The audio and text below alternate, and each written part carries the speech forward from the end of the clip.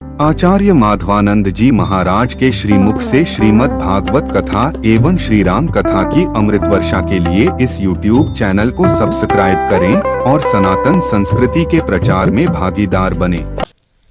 आगे चल करके बताया कि पंचम भूले देह सुध छठे भावना रास की, साते पावे रीत रस स्वामी श्री हरिदास की।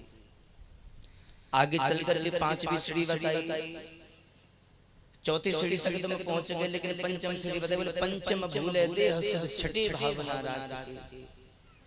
पंचम सीढ़ी में जो भगवान का भक्त है वो अपने देह की सुध भूल जाए कि मैं क्या कर रहा हूँ, मैं कैसा रह रहा हूँ, मुझे क्या करना है, मुझे क्या नहीं करना है। छठी भावना रास की, और वो भगवत प्राप्ति के मार्ग को स्वीकार कर ले, भावना के रास के मार्ग को स्वीकार कर ले। पंचम भूले देह सुध। और आज जैसे इन गोपिकाओं ने अपने कान में भगवान के द्वारा मुरली के तान में अपने नाम को सुना, पागल से हो गई है। पंचम भूले देह सुध, अपने शरीर का भान तक इन्हें नहीं रहा है। जो गोपी जैसा काम कर रही थी उसी हाल में वो भगवान की तरफ दौड़ लगा रही है। सुखदेव जी कहते हैं, परीक्षित आज एक गोपी गाय का दूध निकालने के लिए बैठी, गाय का दूध निकालने वाली थी, उसने ही तुरंत भगवान के मुख से अपना नाम सुना तो उसने दोहनी को वहीं पटका और भगवान की तरफ दौड़ने लगी। एक गोपी चूल्हे के पास में बैठ करके हलवा बना रही थी, जैसे भगवान की बंसी की तान को सुना, हलवा को तो वहीं छोड़ते और हाथ में करछुली लेकर के दौड़ रही है। पंचम भूले देह सुध, भान नहीं, शरीर तक का होश नहीं।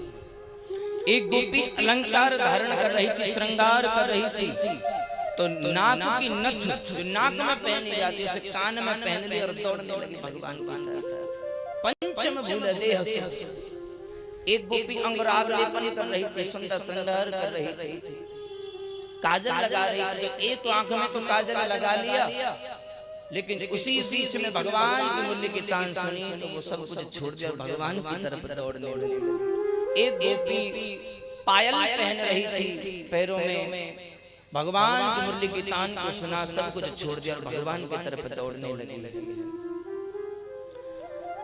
गोविंद से मिलने के लिए जब गोपियां भागी तो बहुतों ने रोकने का प्रयास किया, लेकिन गोपियां रुकी नहीं, भागी जा रही है, भाग रही है। रास्ते को किसी ने रोक लिया तो वो दूसरे रास्ते से निकल गई।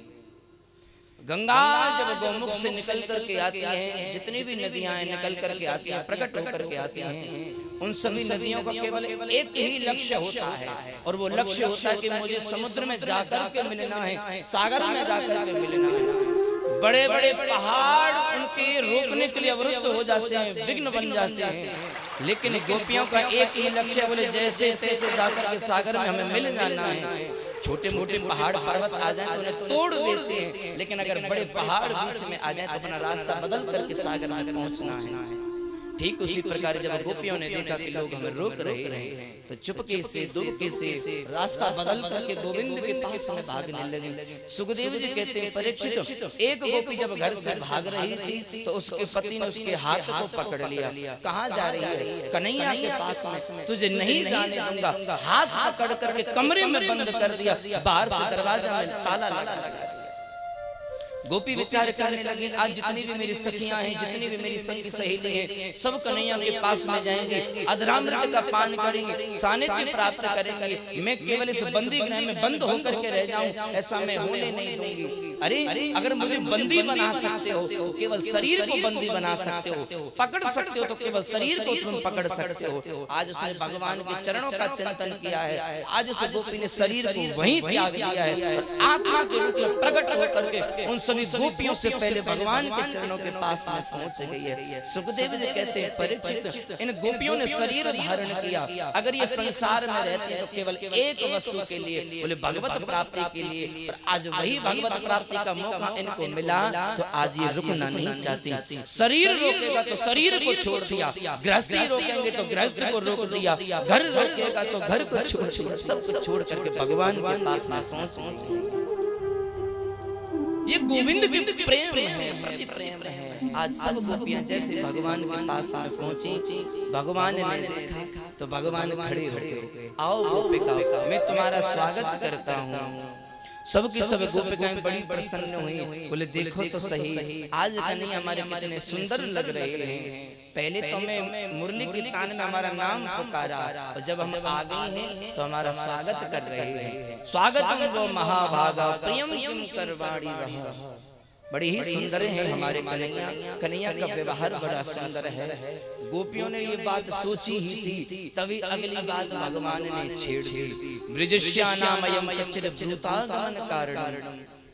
हे गोपिकाओं तुम आई तो हो, लेकिन आई किस कारण से हो?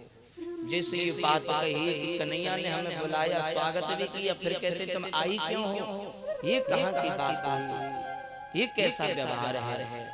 गोपिकाएं कुछ भी नहीं बोली, कन्हैया बोलते रहे। अच्छा गोपिकाओं मैं समझ गया तुम किस लिए आई।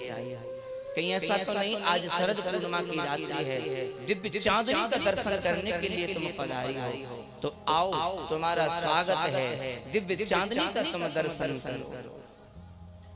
कन्हैया फिर कहने लगे अच्छा अब समझ में आया, कहीं ऐसा तो नहीं कि तुम अपने पतियों से झगड़ करके आई हो, लड़ाई झगड़ा करके आई हो, घर बार छोड़ करके तुम जंगल में आ गई हो।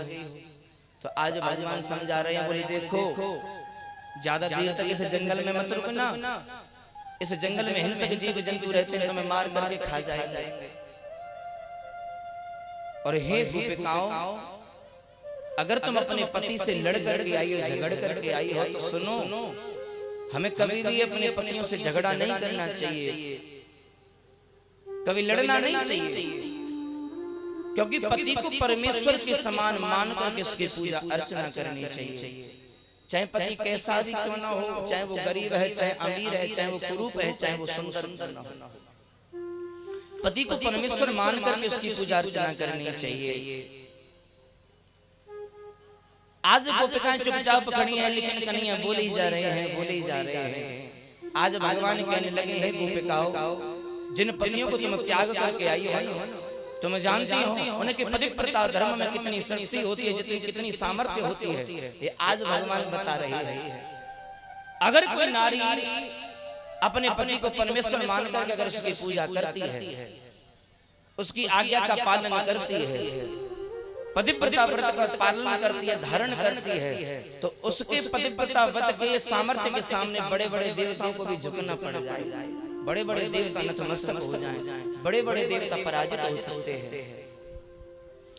आज भगवान कहते हैं कि एक गोपी अपने बच्चे को खिला रही थी, उसने देखा कि उसका पति कुछ बाहर काम करने जो जाता है, वो अपने घर में आया और घर में आया जब उसने देखा कि थके हारे मेरे पति भाई हैं, तो बच्चे को वहीं जमीन पर छोड़ बैठा करके वो उनको भोजन देने लग गई।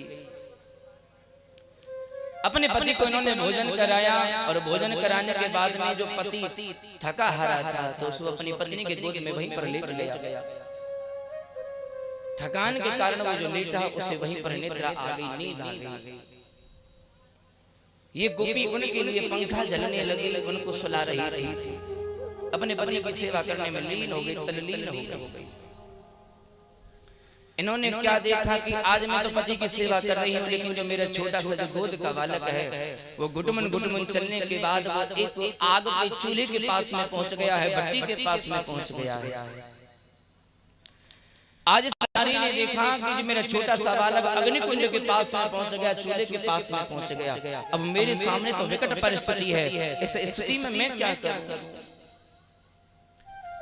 अगर मैं उठ करके जाऊं और अपने बालक को पकड़ लूं तो आज मेरे पति की नींद टूट जाएगी, पतिव्रता धर्म नष्ट हो जाएगा। अगर मैं अपने बच्चे को बचाने के लिए खड़ी ना हुई तो आज मेरा छोटा सा बालक अग्निकुंड में गिर करके मर जाएगा, जल जाएगा। क्या करूं? इस स्थिति में मुझे क्या करना चाहिए? आज उस नारी ने देखा है कि धीरे धीरे मेरा बच्चा अग्निकुंड के पास में पहुंच रहा है, चूल्हे के पास में, भट्टी के पास में पहुंच रहा है। आज उसने अपने नेत्र बंद किए हैं और हाथ जोड़ करके इस सभी देवी देवताओं से प्रार्थना की है, हे देवताओं, हे आकाश, हे इंद्रा देवी, अगर मैंने अपने जीवन में पवित्रता से प्रेम के साथ में अगर मैंने अपने पतिव्रता धर्म का पालन किया है तो आज मेरे बेटे को अग्नि जला नहीं सकती है। आज मेरे बेटे को कुछ न होना चाहिए। आज मेरे बेटे को अगर कुछ हुआ तो मैं पतिव्रता धर्म के प्रकोप से सारी सृष्टि को जला करके भस्म कर दूंगी, नष्ट कर दूंगी। नेत्र बंद करके बैठ गई, सभी देवताओं का ध्यान करने लगी। आप लोग विश्वास करना कि उस समय वही हुआ। जैसे इसने अपने नेत्र खोले हैं तो वो क्या देखती है कि आज उसका बच्चा छोटा सा वही बालक चूल्हे में गिर गया है और अग्नि कुंड में बैठ करके आज वो क्रीड़ा कर रहा है। आज वो अग्नि भी शीतल हो गई है। आज ऐसा लगता है कि मानो किसी जल के कुंड में, जल के कुएं में आज बैठ करके वो क्रीड़ा कर रहा है, खेल रहा है।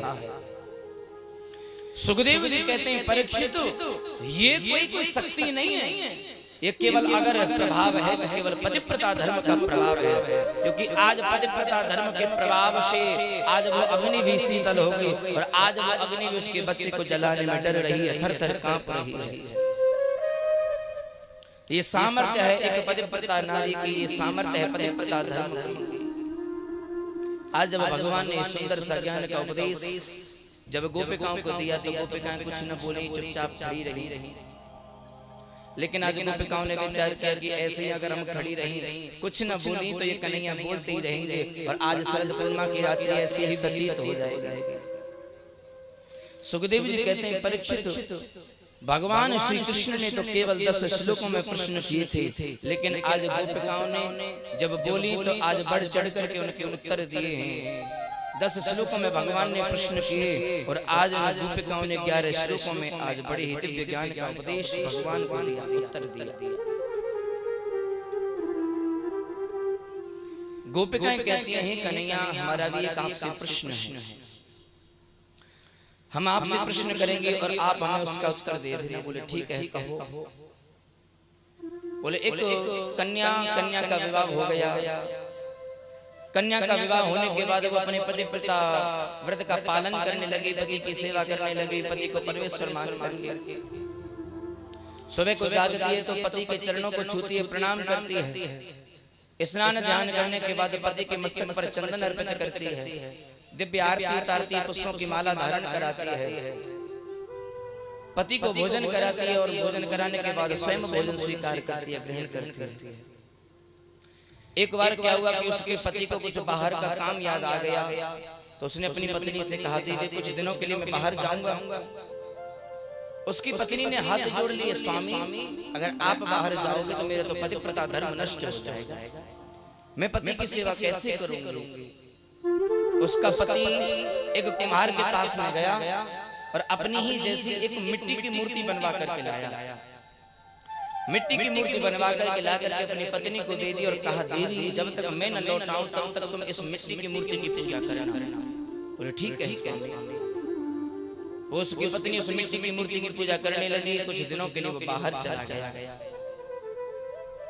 जैसे वो अपने पति की सेवा करती थी ठीक उसी प्रकार वो मिट्टी की मूर्ति की पूजा करने लगी। कुछ दिनों के बाद उसका पति जब काम करके घर लौट करके आया तो आकर के उसने दरवाजा खटखटाया। इधर उसकी पत्नी उस मिट्टी की मूर्ति की पूजा करने में लीन थी, व्यस्त थी। वो बाहर से आवाज दे रहा है लेकिन अंदर उसकी पत्नी उस मिट्टी की मूर्ति की पूजा करने में लीन है। अगर वो उस मिट्टी की मूर्ति की पूजा को छोड़ करके अपने पति के लिए दरवाजा खोल करके जाए तो उसका पतिव्रता धर्म नष्ट होता है। अगर वो दरवाजा खोलने न जाए, उसका पति दरवाजे पर खड़ा रहे तो भी उसका पतिव्रता धर्म नष्ट होता है। तो कन्हैया तुम बताओ इस स्थिति में उस देवी को क्या करना चाहिए। आज भगवान मुस्कुरा करके कहते हैं हे गोपिकाओं, जब उस देवी का वास्तविक पति सच्चे का पति जब दरवाजे पर खड़ा है तो उसे मिट्टी की मूर्ति की पूजा छोड़ करके अपने सच्चे के पति की सेवा करनी चाहिए, पूजा करनी चाहिए। तो आज गोपिकाएं मुस्कुराई और हंस करके कहती हैं गोविंद हमने भी तो आज यही किया है। बोले क्या किया आपने। बोले महाराज हम जानते हैं कि अब तक हम संसार में रही तो अब तक जो हाड़ मांस के पिंड के जो पति हैं उनकी सेवा हम करते रहे, लेकिन आज हमने देखा कि आप जगतपति हो, प्राणपति हो, जगदाधार हो, आप ही हर एक जीव की, हर एक आत्मा के पति हो। तो आज जब हमने देखा कि जब आप हमारे दरवाजे पर आ ही गए हो, ब्रजमंडल में आ गए हो, तो आज हमने हाड़ मास के पिंडों के पतियों को छोड़ करके आपके दर पर आ गए और आज हम आपको प्राप्त करना चाहते हैं। तो आप हमसे पूछते हो कि यहाँ पर क्यों आई हो? अब आप बताइए इसमें आपकी क्या राय है? भगवान बड़े प्रसन्न हुए हैं। भगवान कहते हैं गोपिकाओं, जो मैं कहना चाहता था वो आज तुमने मुझसे कह दिया। मैं यही तो सुनना चाहता हूँ कि तुम चाहते क्या हो। सब गोपिकाएं कहने लगे, बोले कन्हैया हमें कुछ ज्यादा नहीं चाहिए, हम तो केवल आपके अधरामृत का पान करना चाहते हैं। अधरामृत क्या होता है? सुखदेव जी कहते हैं परीक्षित, धरती इति धरा, इस धरती का नाम है धरा, इस धरती को धरा कहते हैं। और धरा अमृतम धरामृतम, इस धरती पर जिन अमृतों की सुलभता हो जाए, प्राप्त हो जाए, उन्हें धरामृत कहते हैं। लेकिन धरामृतम न भवति इति अधरामृतम, जिस अमृत की प्राप्ति इस धरती पर न हो सके उसे अधरामृत कहते हैं। अधरामृत कहते हैं बोले गोविंद के प्रेम की प्राप्ति को हो जाना ही अधरामृत कहते हैं। आज गोपिकाओं ने जब ये बात कही तो भगवान समझ गए, बोले तुम क्या चाहती हो? भगवान ने आज उनको गोपिकाओं को परीक्षा में पास कर दिया। सुखदेव जी कहते हैं कि ये जो भगवान ने जो लीला की ना, तो उन्हें गोपिकाओं की परीक्षा ली। परीक्षित कहते हैं बोले ये तो भगवान ने ठीक नहीं किया। बोले क्यों? बोले भगवान तो जानते थे ना गोपिकाएं से कितना प्रेम करते थे, लेकिन फिर भी इन्होंने गोपिकाओं की परीक्षा ली। क्यों ली? सुखदेव जी कहते हैं जब हम लोग बाजार में जाते हैं और मिट्टी का कुछ घड़ा, कुछ कलश खरीद कर लाते हैं कुम्हार के यहाँ से कि शीतल जल पिएंगे, ठंडा पानी होगा। जब 50, 60, 70, 100 रुपए का उसे खरीदने जब हम जाते हैं तो क्या करते हैं? खरीदने से पहले से कई बार बजा करके देखते, बोले कच्चा तो नहीं है, कहीं से चटका हुआ तो नहीं है, कोई छेद तो नहीं है, पानी बजा भर करके देखते। कोई तो इतनी तेज बजा करके देखा बोले घड़ा ही फूट जाए, है ना? किस लिए? क्योंकि उस घड़े को हम खरीदने के लिए गए हैं, हमारी मेहनत की कमाई बर्बाद ना हो जाए। सुखदेव जी कहते हैं परीक्षित जी, जो भगवान की जो महाराज की लीला है ना, ये कोई साधारण लीला नहीं, अमूल्य ज्ञान है, अमूल्य रस है। तो भगवान जब ये महाराज को प्रदान करने वाले हैं, वैसे तो भगवान जानते हैं कि गोपिकाएं मुझसे प्रेम करती हैं, गोपिकाएं माया से मुक्त हैं, लेकिन फिर भी वो देखना चाहते हैं कि संसार में रह करके कहीं इनके अंदर काम क्रोध ने जन्म तो नहीं ले लिया, संसार की वासना ने जन्म तो नहीं ले लिया। लेकिन आज जब परीक्षण किया तो भगवान समझ गए ये गोपिकाएं आज भी एकदम पवित्र हैं, माया से मुक्त हैं, बंधन से मुक्त हैं। तो आज भगवान ने गोपिकाओं की बाहों में बाहें धारण की हैं और आज बड़ी प्रेम के साथ में रास लीला प्रारंभ करने लगे। बोले गोविंद भगवान की